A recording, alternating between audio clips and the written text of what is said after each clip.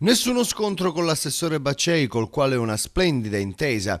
Parlando del bilancio ho solo ragionato di prospettive rispetto alla linea del governo nazionale, secondo cui le politiche di risparmio non possono puntare alla recessione.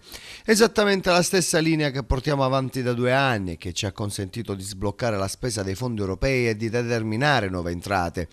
Sono le parole del governatore Crocetta, precisando il suo intervento in conferenza stampa all'indomani della presentazione da parte dell'assessore all'economia Alessandro Baccei del bilancio provvisorio. Per Crocetta il bilancio della regione dovrà essere rivisto all'interno della nuova finanziaria attraverso una negoziazione seria con lo Stato, tenendo conto dei tagli che abbiamo fatto e che sono stati veramente pesanti, sia alle politiche di rigore, aggiunge il governatore, accompagnate da interventi di sviluppo e solidarietà. Tutto questo, ribadisce, non significa polemizzare con l'assessore, con cui ho un rapporto splendido. Non abbiamo avuto tempo per confrontarci, visto le esigenze di bilancio, ma sono convinto che con tutta la Giunta e tutto il Parlamento siciliano riusciremo a trovare una sintesi tra le politiche di pareggio e le esigenze di sviluppo, evitando qualsiasi tipo di macelleria sociale. Eppure chi aveva sentito parlare Crocetta potrebbe dire il contrario. C'è chi giura di aver sentito dire al governatore quelle parole sono molto gravi, alludendo alla conferenza stampa appunto dell'assessore all'economia Baccei, che il giorno prima aveva ammesso di aver dovuto inserire in bilancio numeri che lui stesso dal revisore dei conti non avrebbe certificato.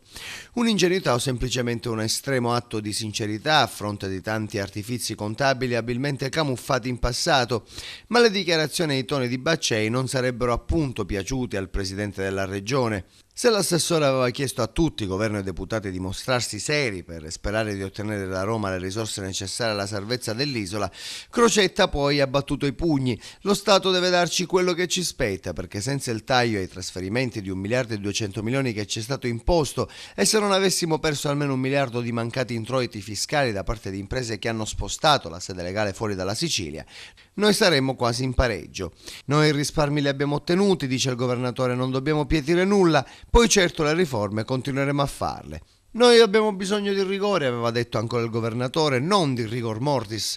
Bisogna considerare il bilancio ma anche la finanziaria come documenti assolutamente provvisori. La manovra la faremo nelle prossime settimane, senza fretta e insieme. Insieme per Crocetta significa molto. Il governatore non accetta che Baccei lavori in solitudine. Anzi, intende evocare alla presenza e il coordinamento dei lavori della finanziaria.